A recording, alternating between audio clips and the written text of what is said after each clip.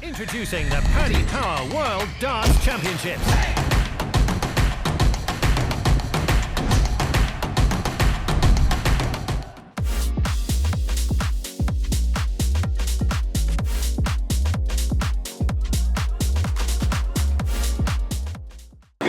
You can edit this. Congratulations, Daryl. You averaged 100 in that game. How do you feel after that performance? Whenever I was playing, I felt like I was playing 100 average, to be honest. I felt like I was thereabouts, because I was like one or two trebles every single throw. But obviously, I should have killed the game off. Whenever I went 2 sets up and then the third set's my throw, but it didn't work out that way. But that's what happens whenever sometimes you're playing against the Ali Pally crowd and Steve Beaton. But no, glad to get over the finish line. Well, after a display like that, how far do you think you can go in the competition?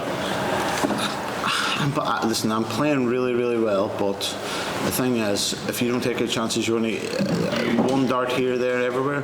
I could go up there and I play exactly the same and get absolutely destroyed by either Ricky Evans or Aspinall in the next game, or I could play the same and win easy.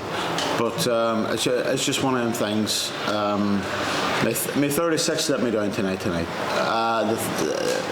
The second set, I think I won out 3-1, where I should have won a 3-0 because I had 3 clear darts at 36.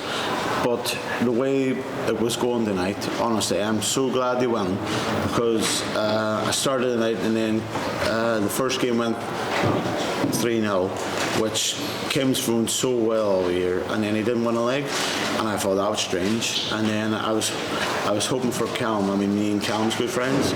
I was hoping for Callum to win a couple of sets, they prolong it, and then he did. And then I thought to myself, whenever Steve won the first set against Johnny Clayton, I thought, oh, he's prolonged it another wee bit more. But yeah, no. Listen, I was glad. I was ready to go, and Steve played well, but not how he played in the first game. Well, the game was playing in great spirit anyway. Just a word on Steve's announcement earlier this week. Well, I said this earlier. I mean, it's strange to see the most sexiest man in darts retire, and it's bad to say it whenever he's 56. He's better looking than all the rest of us. But no, Steve's a great lad. He plays darts in the right way. He just gets on with it. Great tempo. And he's obviously looked after himself after all these years. I think he's playing now, this is his 33rd World Championships. I'm like 37 years old. So he's been playing nearly more World Championships than I've been alive. But I am really surprised that he's going to retire, because he obviously qualified for Blackpool. Blackpool, top 32 players in the world, and he was one of them. So I'm surprised. I thought if he was like holding on to his tour card, I thought he maybe would have done it then, but I think he's still playing well enough to get another couple of years. But if he feels like the time's right, and fair play to him. He's a darts legend, and there's a lot of people like myself that look up to him. Well, finally, in the next round, you play Nathan Aspinall or Ricky Evans. Who would you prefer to face in the next round? I'm not too bothered, to be honest. Aspinall, one of my best friends. Ricky, he's in the same stable as me and MDA, but I'm not going to say I want to play Ricky because it's easier. I don't want to say I want to play Aspinall because you want to be the underdog, and that's how I feel like it would be. Whatever way it's going to be, it's going to be. I hope the two of them have a great game. I hope the two of them smash 105 average each, and I'll play the winner after Christmas and look forward to it. I'll be ready, and whoever it is, fair play to them. Well, thank you. Cheers. Daryl. I looked at you because for once you're number 2.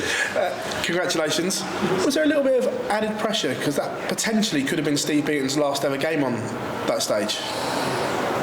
No, I did actually think about this, but I feel like if he enters and just shows up and be his charming self, I feel like they just give him a chance at the Worlds next year anyway. No, I think he'll qualify automatically anyway.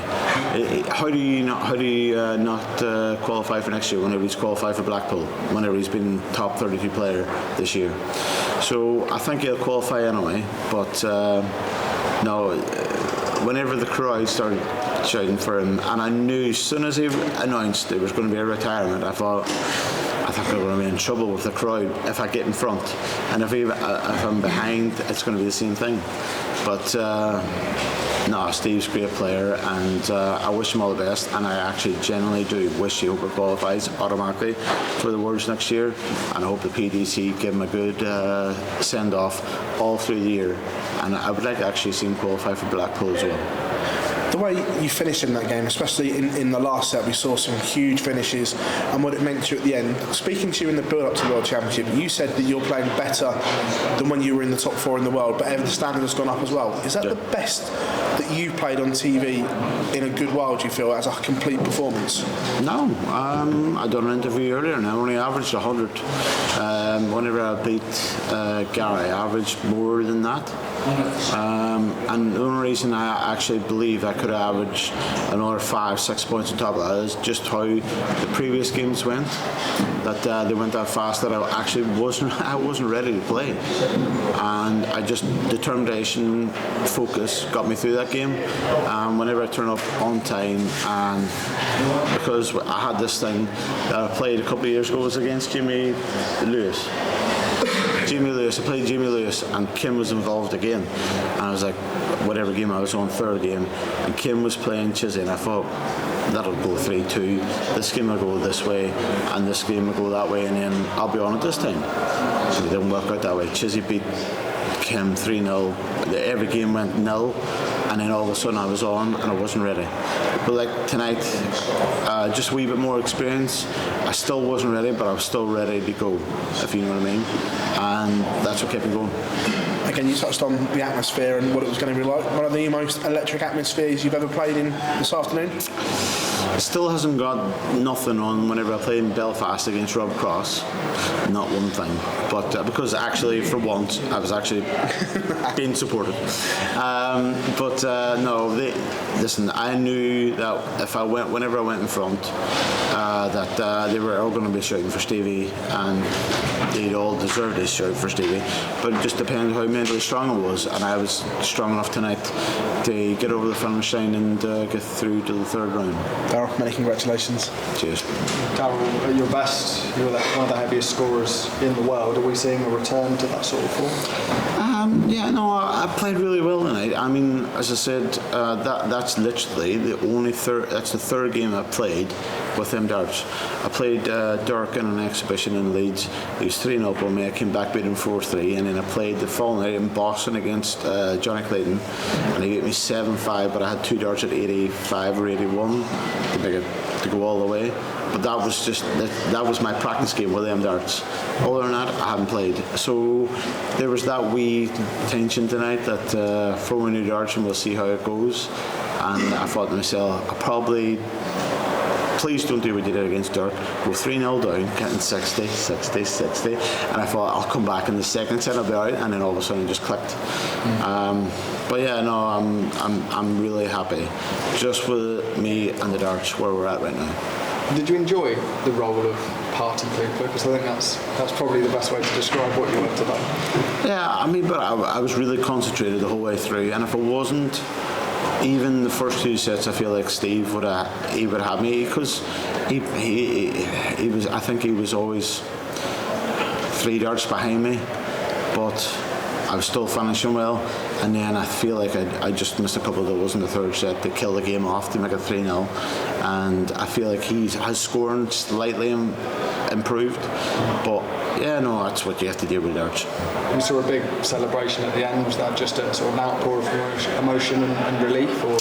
No, it's just to do with all the crowd getting against me. They were all on Stevie's side, which they deserve to be, and as I says before, they probably want to do that whenever he announces his retirement after next year. And I just knew that it was going to come, and it was coming from whenever you're from the stage over here all the time, the whole way from the game started, and then obviously spread from there all the way across the crowd.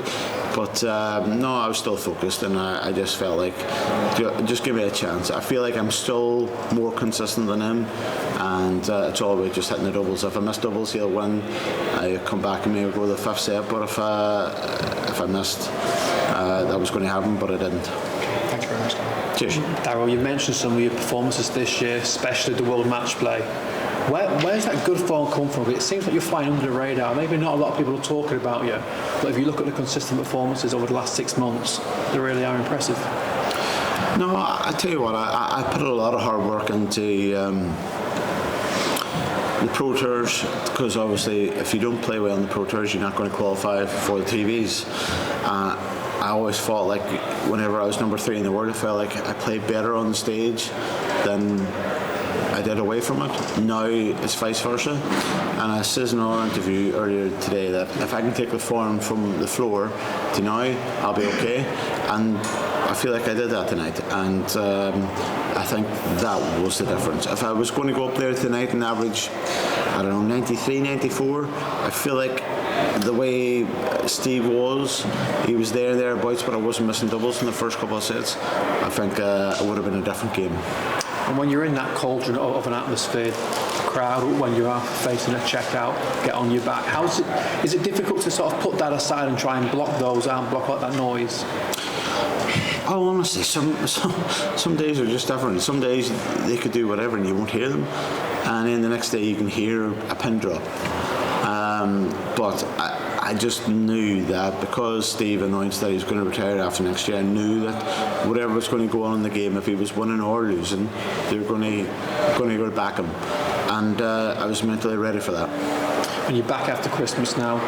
Last year you fell in the second round stage to Alan Sousa. Is it difficult to get that disappointment out when you've got to wait 12 months to try and put that right? Yeah, I mean, all honestly, I mean, if I look at it now, I think Steve Beaton's a better player than Suits.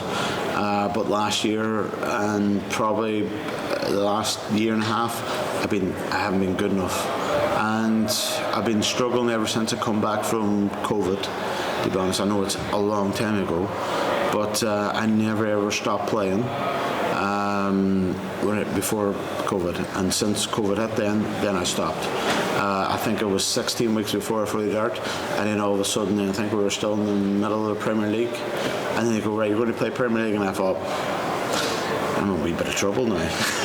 And honestly, from then, it's kind of been going downhill, but I've been putting in a lot of work, a lot of practice, trying to get my head right, get focus on, and the best thing I've ever did was I bought a PDC throw, the one we would use on a Pro Tour. You out there, Matt? Yeah, me. And what I did was PDC brought it over during the Premier League to Belfast. I went up and lifted it in my van and put it in the house, and that has made a big difference to me this year. And sometimes it's always small things, but that's made a big difference. More practice, more dedicated, getting switched on, and it's just one of the things. Owen Bates has just tweeted that he's looking for one of those, so you'll have to let him know. What's that, sorry? Owen Bates has just tweeted that he's looking for one to buy one of those setups, so you'll have to let him know where you got it from. It's not rocket science, isn't it? The P's. Yeah, so, well, I think is he going to Q school now, isn't he? Got a card. He's got a card now. He's got a card. Yeah, he'll get one. Well, whenever I bought mine in February last year, you were in Belfast, there was 2 left, and I think Ross Smith was getting 1. So there's 1 left, but I don't know if somebody got the last one. We'll have a look. Cheers, Darren. Nice one. Thank you. No worries. Happy Christmas, everyone. Introducing the Paddy Power World Darts Championships.